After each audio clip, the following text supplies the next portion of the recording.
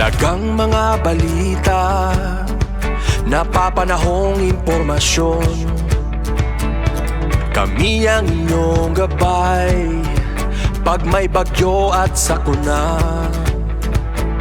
Serbisyo ng gobyerno kapag may nangangailangan. Mga proyekto ng Pangulo, damang-dama ang pagmamahal niya. Tulay ng mga hinaing, ang problema ng bayan ating lulutasin. Tulay sa himpapawid, tulay ng pagbabago. Radyo Pilipinas, Radyo Publiko ng bagong Pilipinas. Radyo Publiko, Radyo Pilipinas, Radyo Publiko ng bagong Pilipino. Mga proyekto ng Pangulo, damang-dama ang pagmamahal niya. Radyo Pilipinas, Radyo Publiko, ang boses ng Pangulo.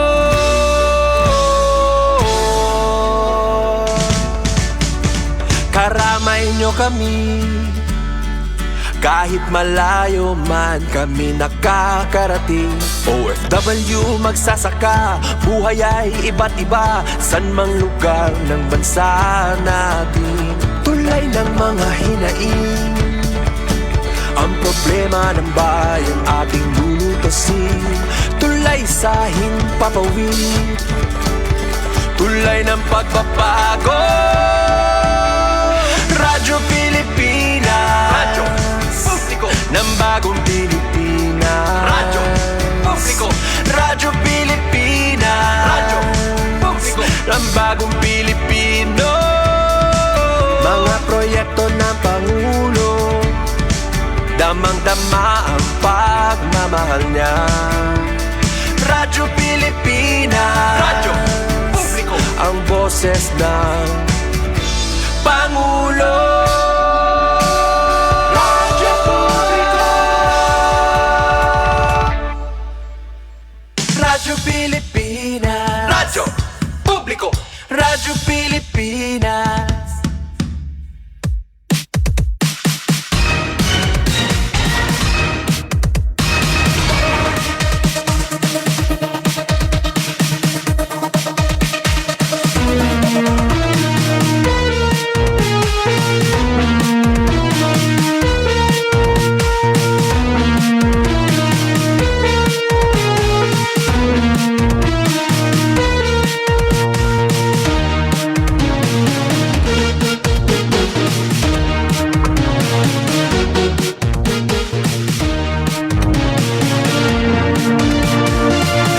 Natin oras, sumay na kita 15 minutos na nakalabay ha alas 9 sangkay. Maupay nga aga, welcome aton taramdaan ang parto naman ng mga sumata palibot habugos nga aton probinsya. Hagawas aton probinsya. O kundi ina pamana dapit anong aton mga balita nga may share, bugos nga naso da Pilipinas. Din hila aton taramdan sangkay Sumat Estihano na Panamarates nga edisyon. July 7, 2026. Siyahan ng maratas nga adlaw ito na bulan hito, Hulyo, kumusta? Ano ito ang mga kakabisihan niya na nga mapaso itong panahon. Mapaso pa ko no ano. Pero ma-update kita ito na DOST Pag-asa ito na may pag-isumpahin super typhoon Bavi. Kaya grabe ito Anton i-epekto nga ito naman ha Mariana Islands, Rota Island. And sangkay welcome syempre pagpati na mga sumat nga kita kaalas sa Chelsea na nga takna kabakyang natin syempre ito na production na team tikang kanda Ate Pen Pumida, Ate Sok Aberia and Ate Daisy Lalos sa Belizar. Ang ganito naman na station manager at Ruth Abunda, Chief Texter Joy Policarpio. Amo rin Mr. Bubuhay nga nanagan mga partners sa DDH Master Control, ba? Dera Coach Sir Eufem Buna Jr., Engineer Mark, and Engineer RV. At din kampluan ito niyo nga how makakaupod hindi nga aton pagkaharampag. Nga na ito na aton text line, di kaya aton live stream. Para ito niyo mga mensahe, pinaagi ito na aton na Radyo Pilipinas Borongan official Facebook page. Good morning, Reton Hornaden Baryon family, Kuya Guapo 2001 dito naman halo ng Dolores. Nanay Mirna, maupay nga aga. O sa nita pa mapaswet ato na panahon, yan na nga nabisan pa kakulop nga adlaw. Madaga ang, pero ang pagka afternoon, may mga chances na masulog mga patigda nga pag-uran. Mga madakmul nga pag-arum nga ito na uranhin masulog. Particular nga dihadton City of Borongan. So, kumusta kaya nga dahayo dapit? Nagpupuro pareho ba panahon? Durot ini ito na localized thunderstorms. Pero bibisitahan taton kuhaan taton na impormasyon. May pag-isumpay ito na ato na panahon. Tikang naman update from the DOST Pag-asa. Kasi from time to time, frequent itong ira papagawas itong mga update paritaton. Siyempre, posted kita. Para posted kita, diri kita maorhi ito na pagtag panahon. Diri nga kakalasa na lang kita, ada na bagyo na ngayon. Balitaw, hala, Engineer Mark, alayon daw ito na aton update, pagtag aton ira, latest nga live, tikang ha, DOST Pag-asa. Take it away, Engineer.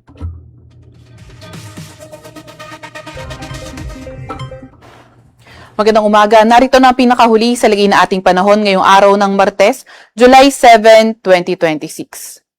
Narito nga ang ating pinakahuling satellite image kung saan may minomonitor pa rin tayong bagyo na nasa labas ng ating Philippine Area of Responsibility.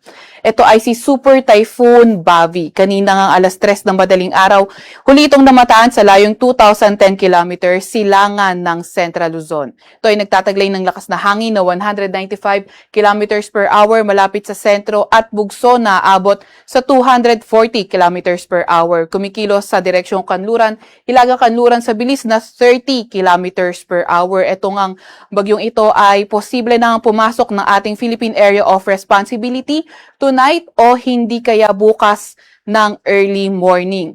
Sa mga susunod na slide, ipapakita nga natin yung kanyang track. Samantalang easterlies naman o yung mainit na hangin galing karagatang Pasipiko ang nakakaapekto sa silangang bahagi ng Northern at Central Luzon. Ito nga yung sinasabi nating track ni Bagyong Bavi na nasa labas ng ating PAR. So yung Bavi ay kanyang international name at once na pumasok ito ng ating Philippine Area of Responsibility, bibigyan natin ito ng local name na Inday. Nakita nga rin natin nabanggit nga natin na either tonight or tomorrow early morning, posible itong pumasok na ating Philippine Area of Responsibility.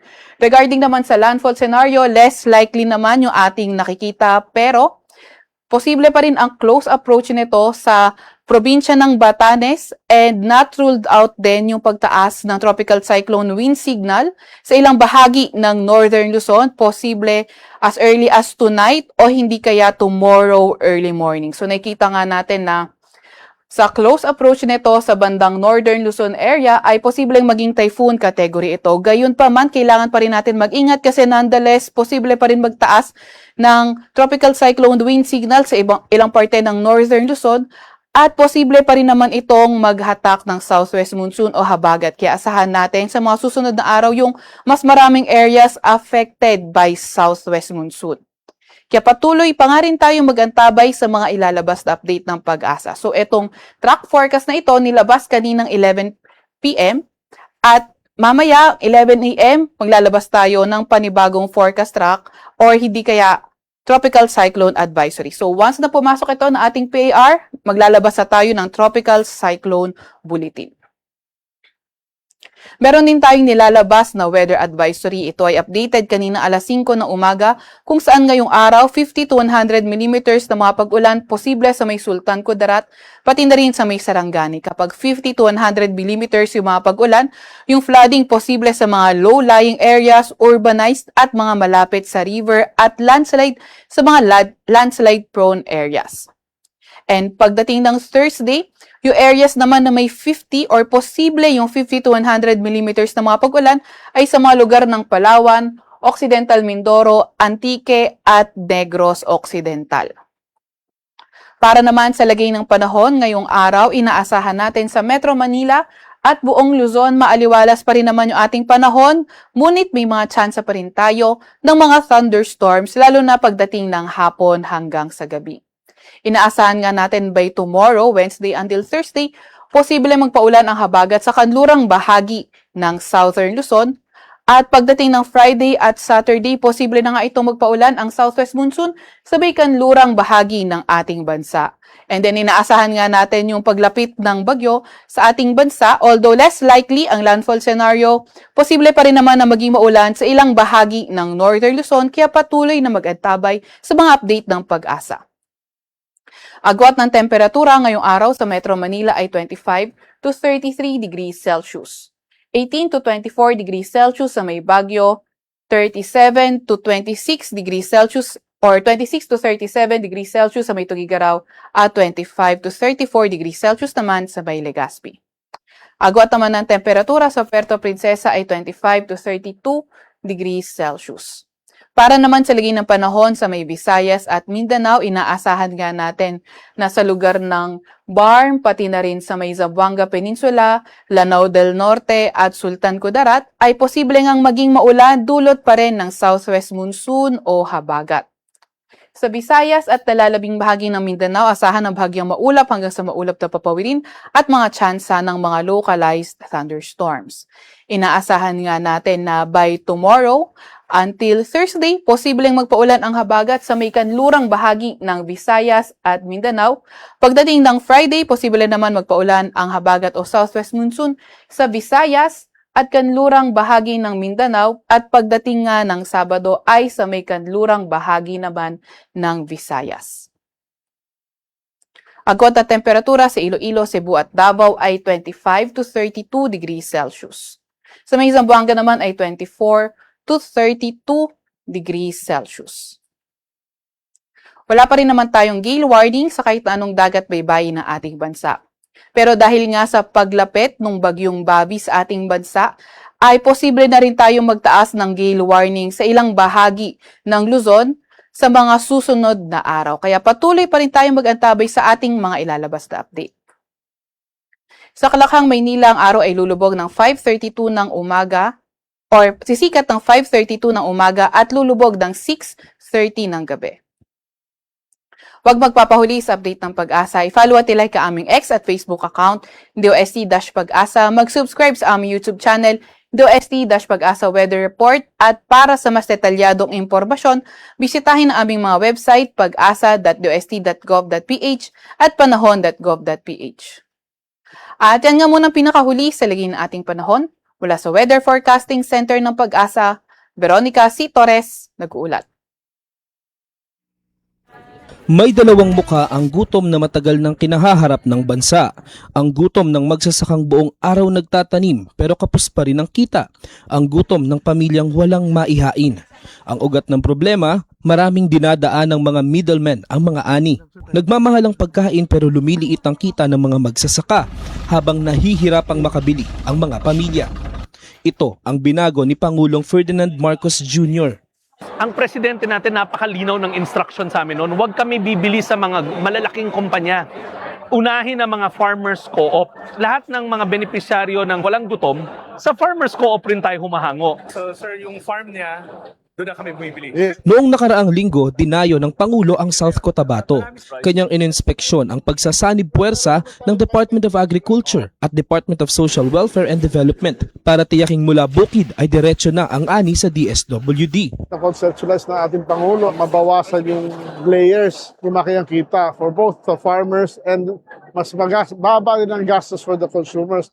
Pinakinggan din ng Pangulo ang mga pamilya. Ngayon, mas makakain na talaga kami ng 3 beses sa isang araw. Kanin na. May ulam na, sir. May protein na tayo eh. Ganito, hindi na kayo nag-aalala na lalo na kayo, ang dami ninyong pinapakain. Para sa Pangulo, ang food security ay hindi lang programa, kundi pangako na ang tulong ay pangmatagalan. Ang tawag namin, hindi na farm to market. Ang tawag namin dito, farm to table. Dahil tuloy-tuloy, mula sa mga farmer, dire-diretso na sa kanilang hapagkainan. Sa buong bansa, tuloy-tuloy ang trabaho. Isa-isang inaayos ang mga bagay na magpapagaan sa buhay ng mga Pilipino, tulad ng sama-samang pagkilos ng pamahalaan para sa siguradong pagkain sa bawat hapagkainan. Mabigat ng konti. Delivery! Maria Jose! Is that box really mine? Surprise! Why are you inside the box? There's nothing I won't do for you. Just like Pag-ibig Fund Multi-Purpose Loan. The loan for your business, tuition, personal needs, and more. Borrow up to 90% of your savings. No processing fee and get fast approval. So you should... Apply now for the Pag-ibig Fund MPL via Virtual Pag-ibig! Pag-ibig Fund, solid ka ba? Ito ang Presidential Broadcast Service Radyo Pilipinas. Radyo Publiko. ng Bagong Pilipinas para sa Bagong Pilipino. Naghahatid ng mahahalagang balita at impormasyon na guugnay ng pamahalaan sa sambayanan. Tulay sa himpapawid ng serbisyo publiko. Radyo Pilipinas. Radyo Publiko. Ang boses ng Pangulo. Sa Borongan, 657. Radyo Pilipinas. Radyo Publiko.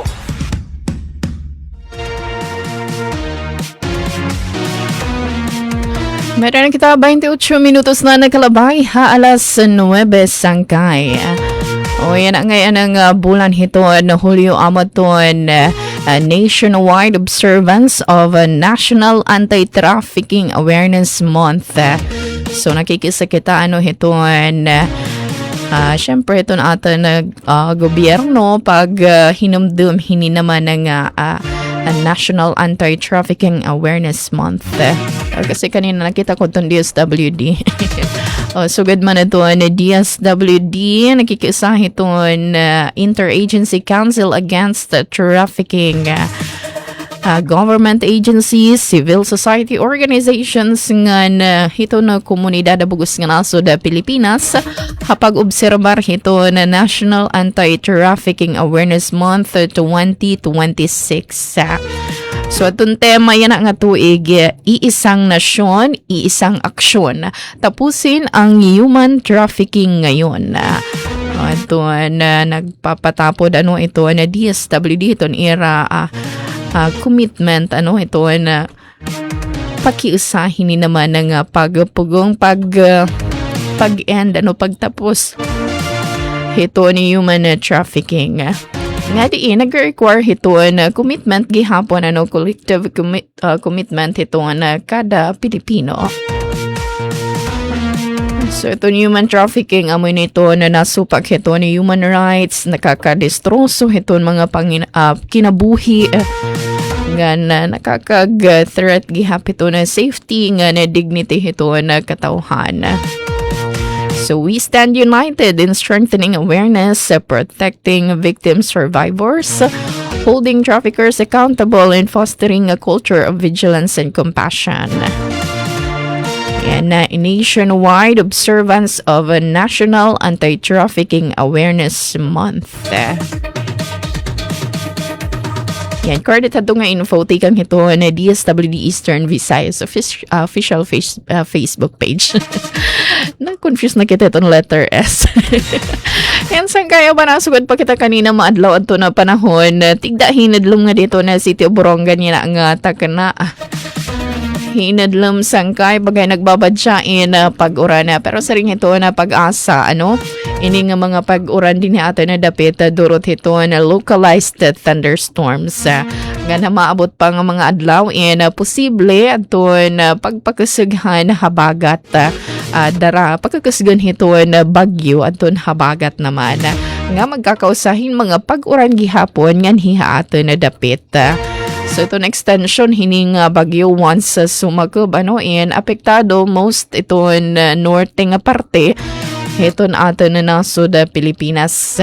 So saring pa man amping keep safe kita nga tanan noon maupay na lang nga iton route iton rota guti iton chance sa iton landfall chance it pag landfall nga hinaman nato nasod Pilipinas adton mata hini nga bagyo kay super typhoon. Siring pa may pahalos magkasing kasaghaton Yolanda Badto. Oo, nasugad nga to na ato na nakitaan nga impormasyon. Anyway, keep safe. Ngan magin andamla hiton ano pa man nga mga klasihin ayat hito na panahon ito na kalamidad. Ayan, sangkay iba pa balita impormasyon, waray pa man signal kung may ada kita report tikang field.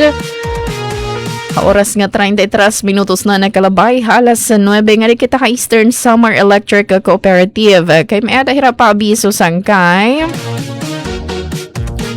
Igi na papasabot hangatanan nga member consumer owner or MCO hiton District 6 adton Sakuphan Ernani. General MacArthur nga Salcedo nga kansilado adton pagbubuhatan nga regular election dida hiton July 15. Darakay waray nag-qualify nga kandidato. So, hindi nga pagdeklarahin na failure of election hand management, again, kikitaan naman nga magbubuhatin special election hamang mga sunod nga bulan para good may ada lagi hapon magrepresentar han mga member, consumer owners, han District 6. So, dire po pwede nga waray kita BOD nga para may lagi hapon kita representative. District 6 anungan kasumpay hini ato na District 8 naman nagpagawas naman ato hina paanunsyo pagbubuhatan ito na irregular district election ito na July 25. Aton District 8 nakakasakop mga bungtuhan na kinapundan Hiporlos Balanghigang Lawaan. So, ginaaghat ito ni sa Melco Management ang nga tanan nga mga member consumer owners nga qualified kumandidato como Board of Director District 8. Sugad man nga dahiton District 6, bangin man la, waray la pakag-abot hanton pag-filehan COC. So, magpapadayon lagi hapon magkakamay ada special election. So, District 8, magpasa ito ira Certificate of Candidacy. Certificate of Candidacy ay sa Melco Main Office, Barangay Cabong, Borongan City, Tikang, yan ang mga adlaw nga dahiton ka July 14. So, may ada ka pa sa kasimana paano para mag-prepare hanton mga requirements. Mag-submit hiton imo Certificate of Candidacy. Abri iton buhatan hiti sa Melco Lunes nga da ka Biyernes. Alas 8 aga nga da ka alas 5 hito nga nagkalapa. So itong qualifications, syempre kinahanglan Filipino citizen. Graduate in 4-year course. At least 21 years of age, pero dire dapat malaposin 70 years old. Di dahaton pitsahit election. With good moral character. Member hiton electric cooperative in good standing for the last 5 years. Good standing, dapat in permanente paid iton bill. Waray unpaid bills or waray late adton. Okay ka naman adton late. Pero kung diri makakuan hito na good standing, dapat permi paid on time. Siyempre, actual nga residente nga member consumer hiton District 6 for at least 2 years anticipate on election. Nga na dapat nakagatinderhin at least duha gihapon nga agma. Duha nga agma for the last 5 years. Aton annual general membership assembly. Nga kung hindi kita nagsasala, harani na liwat na naman magbuhat. Iton isamel ko hanira agma. Nga damo ito ng mga activities nga ginbubuhat. Da na ito na raffle draw. Raffle draw. Amo iton pinakaabangan balita. Pagpadangat iton mga accomplishments, mga plano ito na buhatan para mas mapaursa pa ito na serbisyo nga na ito na mga member consumer owners. And sa pagkakwalifikasyon, dapat nakag-participate or binotos di dato na nakalabay ng regular election. Meaning talaga dapat aktibo ka nga member consumer owner. Ito mga kadugangan nga pakiano or impormasyon, pwede ka mo mag-message dito ni sa Melco official Facebook page or bumisita ito ni Irabuhatan ni sa Melco main office, Barangay Cabong, Borongan City. And so far amo ito na nakita nga update tikang hiton ira mother Facebook page. Mother Facebook page talaga. Kasi dami ito na Facebook pages ito ni Samelco. May adala naman na Facebook page particular para ito na Central Area Office at North Area nga South Area. Pati gihapon na Giwan, may Burak. Dami ito na Facebook pages. So kung hain ka man nga area nag-question ka kung kay nagparang tigda to niyo kuryente, kung nagparang pwede ka mo bumisita dito mga official Facebook pages para makitaan kung ano ang rason. So far yan, waray man ako nakita ang scheduled power interruption. So paglalauman ta nga magiging maupa ito na serbisyo elektrisidad habugos nga probinsya Eastern Samar. Rugi na nga mapaso ito na panahon. Aba, ayulaan ay ko pag brown out. Need namon nga ito na amon ventilador pero may nakaabri. So amot nga rason nga hatasan to ni imo bill. Kasi sa itong rason bangin hinatasan to ni imo konsumo niya na nga bulan kay darahit ka mapaso itong panahon. Tendency mas used iton imo mga appliances itong refrigerator, electric fan, air conditioner. Tapos bagay nun na 24/7 nakagamit, diba? Makikitaan sa ring pa doon video kakulap nga again balita again share ni Ate Daisy sumatestihanon gihapon lawi dida hiton bawaw nga park hiton imo-bill that imo-bill atun kilowatt hour used compare diton previous kay bangin mas madamo anton imo na gamit na konsumo hanya na nga naglabay naman nga bulan hiton Hunyo. Sa ring panganat ni Ate dugang pa ni Ate nga posible gihapon iton paghitaas pa hang masunod nga bulan masunod nga mga ate na bill salit kuan na kita ready magin andam na lang sangkay. Ay, kuno sanay na kami hit. Balitaw, Jennifer Gulmatico, good morning. Mupay nga panahon, magdala ng payong at sombrero at mag-ingat palagi. Kapay ni baying every time may pahinamdam para haatin. Para maiwasan tayo iton, magdiro-dilaan nga klasihin na sakit nga nakukuha iton, sobrang nga paso iton adlaw. Sobrang exposure iton adlaw.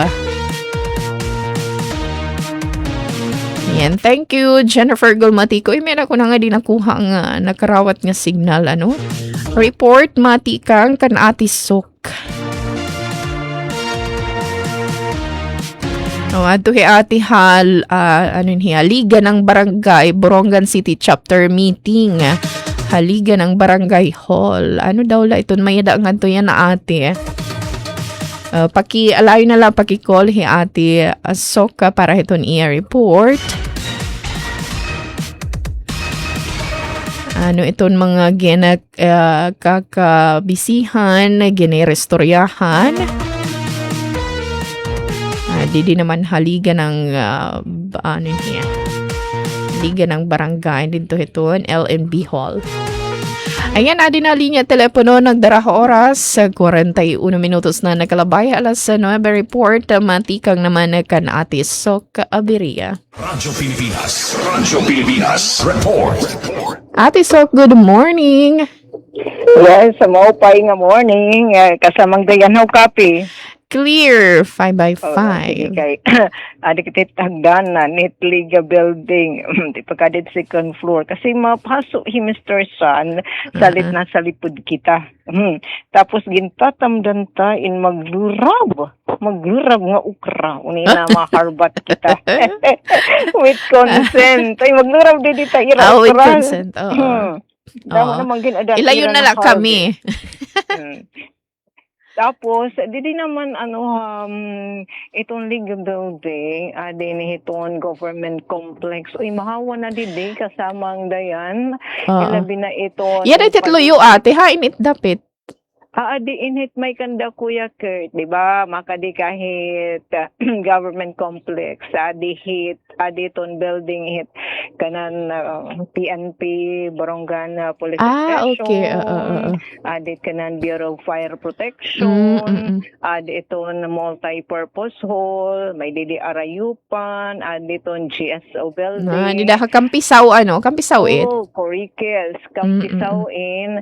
Tapos, maupay pa naman hiya kay damo na in itim kumbaga kalsada at ipakasulod nga di ngan nahiwagaan kita kay di nga nahawanan do may pa di mga haradson pero di hamak nga mas mamanupay na indi di iton itsura dire sugad na di nga as in masighet yan na medyo okay na hiya kasamang dayan iton paligid iton infirmary in infirmary building, infirmary hospital building in Ginhawana na. So, kikitaon na hindi din may mag-adventure na mga higlaba.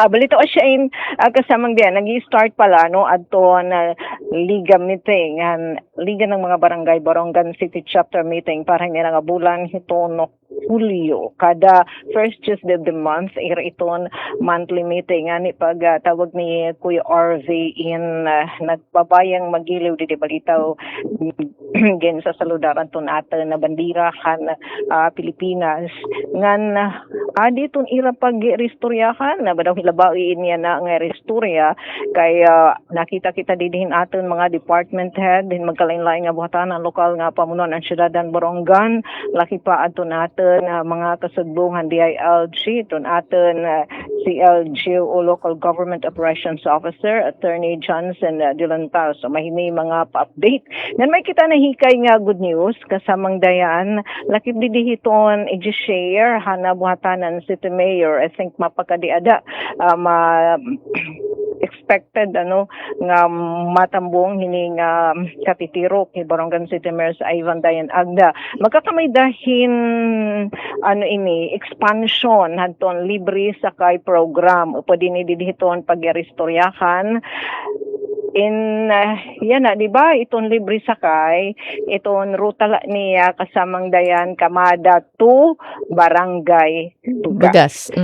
So gin plano hit lokal nga pamunuan yan hiton bulan ng Hulyo laki pa adton mga estudyante senior high college students ngan nga saling pangadi adton mga barangay sanig gapud pa adton mga barangay kapitan gapud pa no anton ALS learners in adton panalugon barangays up to barangay Binuangan. Siya pa malang adto may kalsada and nga di naman ha San Gabriel. Kung baga kay di mait makakasulod it nga mga wolbo nga dagko nga bus nga to naman ha Binuangan sugod nga ta San Gabriel makuhaan mga estudyante ang gagamiton adton coaster kan LGU Borongan. So kumbaga ti Binuangan coaster it sasakyan nga ganghaan barangay Kamada kung nga in may tira kung nga to bugas o syempre nga di kita Eastern Summer State University o di kaya nga di naman ang SNCHS o Lalawigan National High School sa siya adton dagko na nga bus adton ira sasakyan. So man hitadi San Gabriel nga di asawang adton coaster adton ira sasakyan asawang kundiin man nga destinasyon adton ira pag-eskwela adton Volvo bus ang gagamiton para abir daw gud ini sa ring ni Sir Rodito pasiunan niya didi nga info adton Sir Rodito Busa iton aton kasubong hiya iton officer in charge iton City Traffic Management Office at the same time nakadetol rin hiya didi naman as City Mayor's Office may kalabutan na hiniano kasamang dayan nga mga pagtaga-trapiko mga programa iton LG Borongan na papatuman so sa ring niya na didi mag-share niya aton mga kapitan nga plano kasi aton LG Borongan nga aton mga kabataan magsasag-uli mag-uulian nga ito naman hiton ira mga nayog mga panimalay para maging close iton sa provision aton mga kag-anak kaysa naman nga magbibinord pahira mga lodging houses and kung mag-uulian nila para liwat diri mabugat hiton mga kag-anak iton para sahi kaysa darenggan mahal yan na iton pasahi bisan pahit kung may diskwento hiton mga estudyante so asyain adton katuyuanan para adton mga estudyante labinan mga college students di kaya senior high school nga nagbo-board di naman asawang in makapag sag-uli na ngadto iton ira mga panimalay ilabinan di diha panalugon ngan loom barangays so asya nagkukuha in datos an office of the city mayor pinaagi ka na certificate may Rodito Busa may diha didi mga kapapilan nga igin distribuer na dan mga punong barangay para naman may baruan adton datos kumpira iton mga irhin sa sakupan ng mga estudyante nga makakabenepisyo hini naman nga programa nga pag-expand adton libre sa kay program importante naman niya kasamang dayan para liwat mapag-andaman ng lokal nga pamunuan ang nasabi nga pinakabagko nga pitad so asyain adton na pinaka-latest adton aton didi na kalap nga impormasyon ngani wala pa magatitikang ang liga meeting siningabot na ni Sir Rodito Busa ang share ang nasabi nga impormasyon base didi haton order and calendar of business haton L&D meeting yan ang adlawhan ng Martes kita yan na kasamang dayan Hulyo 7, Correctes ba? Ora natin gintatangdan. Yes. Anong ka naman hit? Man ba nun? Minsan inatubangan kalendaryo, nagsasala pa siya inuwara. Sige, may natin din yung mga resgaduhan ng mga kapitan o duga di kita hit. Ano ini agdanan para nalindong una ko ang baw kita nasa lipod nasirak ni Mr. San bisa kunding kita naglugluta adi adton pinaka-late adi adton ba damo-damuan ining era di pag-restoryahan madamo panganihin it mga mga suggestion mga changes in mga ideas mag-irela ba ini nga restorya di eto require bihira ha iton di just iton maging punong barangay. Ito, numero 1, requirements and submission. Hatun updated list. 5 eligible barangay scholars. Sa ilarom, ang bawat barangay makikinabang program. Ito na Office of the President. Yes, barating unay natin didano. Dito niya Stasyon DY Star sa Pilipinas sa Borongan nga igin sisiner ini hiton ating presidente.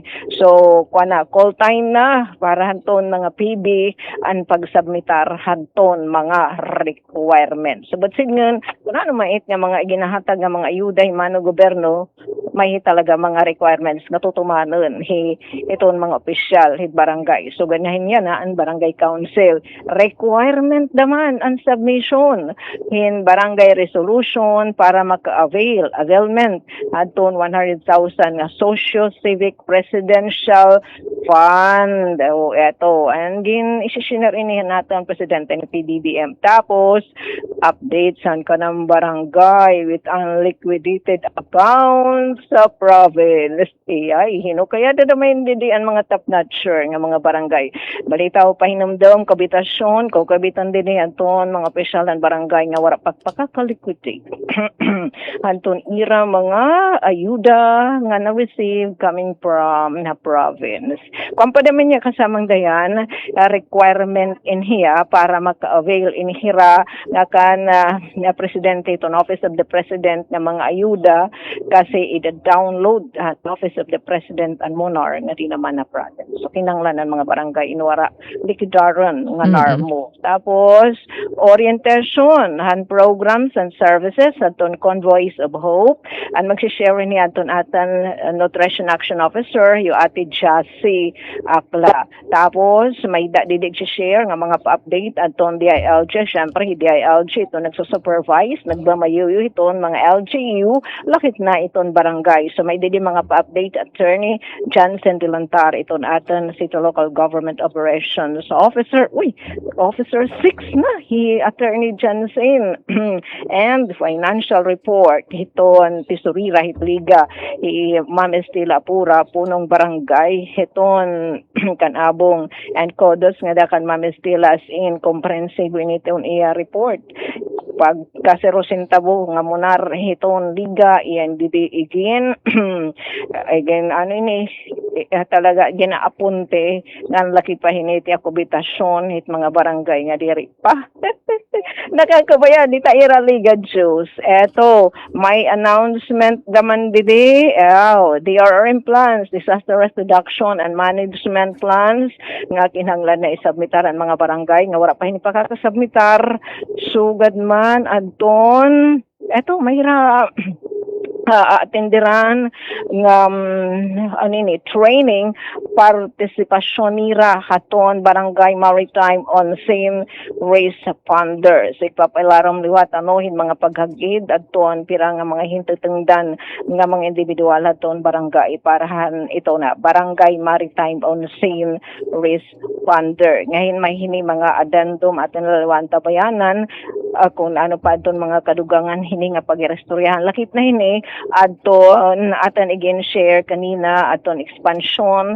aton libre sakay program nga upod na hini aton mga estudyante nga mga burunganon tikang naman hiton mga panalugon and loom barangay. So asya ini ka samang dayan aton pa si una nga impormasyon nga aton nahikay di naman hiniya na nga pagkakabisihan hiton mga punong barangay ton syudatan Borongan hini nga ira LNB meeting para iton bulan Hulyo. Tapos aton liwat i-share tomorrow kasamang dayan adton gin kabising liwatan mga resgaduhan nga mga magbaralood na syudad Borongan adton ira gin dumara nga pinakaurhi nga nagsugunson nga regular session nasanggunian panglungsod kundiin may dahin mga good news mga pagkasug hiton partnership at LG Borongan nga magkalain-lain nga mga ehensya ni Manu Gobyerno Nasyonal ilabi na halarangan hiton agrikultura pagtaga fishery tapos pagtaga pagtaga baka o ngani adiluhat adton aton city agriculturist Cesar Macario Capornes may liwat hiag didig share nga danton mga punong barangay halarangan naman ini kasamang dahil itong agrikultura sa Sigyan Talanin. Thank you kita didikan kapsya Bas Kulis, ito niya po secretary itong Liga ng mga Barangay hadto na pag-share liwat niya aton via soft copy hadton IRA order and calendar of business niya ng IRA Liga meeting. So back to you kasamang Dayan, and damo nga salamat. Damang salamat Ate Soka Bria to ni Magena pahatang sumat. Ayan aton mga pagkakabisihan ito na aton mga punong barangay dinito na syudad hit Borongan niya na ang adlaw. Aton ira mga pag-restoryahan na baka damo pa naman aton mga lista. Aton mga nasabi ni ate nga pag-trataron ito na aton mga punong barangay. Ay ragi na bubuhat nga liga ng mga barangay pagharampang yan ang takna. O ada aton expansion han libre sa kayo, di ba kaupay? Instead ng mapasahe katikang upland barangay, kukuhaan ka na lahiton coaster. Aton at Volvo bus. Volvo bus. Tapos nga ni naman hasawang. Ang diha may kamada or kung hain di indapit nga point, kung di hain iton bus. Aton mga requisitos gihapon sumiter mga requisitos para hanton beneficiaries or aton mga qualified parahan bawat barangay makikinabang program ito natin national government. Nga na dapat mga submission resolutions etc. Maro na lang kita update buwas kan Ate Soka. Kung ba aton final kada mo, di nga nita makuan ba makonsumi na nga adlaw nga tanan. Depende ton mga suggestions gihapon sa ring pa ni Ate Soka. And sa karma na nila kita 3 minutos ug samag alas 10. Pa-fuel price update kita. Thank you Ate Sok. Yan ang Tuesday amon ton fuel price. Adjustment. Kalawan tato na akan ginsan nga photo ni ngalimot na ag. Effective today sangkay July 7. Kaninhan to na alas 6 aga increase. Aba. Raising prices. Dida kay reflection ini hiton pagbabago hiton world market conditions. So diesel 3.30 pesos per liter adton increase. Ang gasolina naman nag-increase gihapon hin 25 centavos kada litro nga kerosene 1.75 pesos per liter increase. So amo ni sangkay ba kinalasan kam 3 anton diesel anton increase. Anyway, di na kuno kamit kinakalasan natin Diana. Ano ba naman nga 3 kuno nan hadingan ni tag gis tag piraan increase. So, amin aton update sangkay para posted lang naman kita aton mga motorista, mga tricycle drivers, nga tanan nga na konsumo hiton gas. Ayan, may nalagataon minuto ug sa mag-alas 10. Once again, damang salamat Ate Sok abrihan to ni Imogen Pahat nga balita yan ang takna. Dini natin, tinitiklo pa natin pagkarampang sangkay hangaran to naman station manager at Earth Bunda. Chief Tech Sir Joy Policarpio, Amon Admin Sir Buboy, nga nanakan mga partners, DD Master Control, Engineers RV, and Mark. Ati Dayan Kamplona, ito nila nakaupod, sunod nga haw, buwas nga haw. Pareho nga oras nga ni stasyon, damang salamat, bye-bye, and God bless.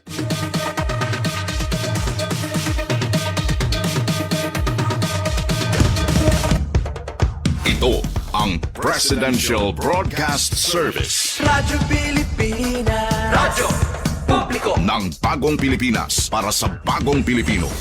Naghahatid ng mahahalagang balita at impormasyon na guugnay ng pamahalaan sa sambayanan. Tulay sa himpapawid ng serbisyo publiko. Radyo Pilipinas. Radyo Publiko. Ang boses ng Pangulo. Sa Borongan, 657. Radyo Pilipinas. Radyo Publiko.